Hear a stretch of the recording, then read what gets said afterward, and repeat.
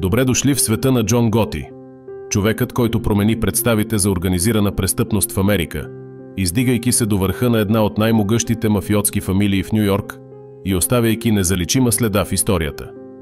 Това видео ще ви потопи в историята на Тефлоновия Дон, човекът, който израства в бедния Бронкс и благодарение на своята смелост и хладнокръвие достига до върха на престъпния свят. Ще проследим неговото влияние и безпощадната му амбиция, която го води към върховната власт, но и го обрича на падение, белязано от предателства и съдебни дела.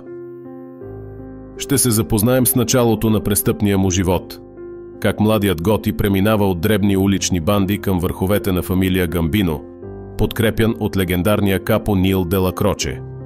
Ще видим как Готи изгражда репутацията си, преминава през редица съдебни процеси и манипулира системата, за да остане на свобода. Ще разгледаме ключови моменти като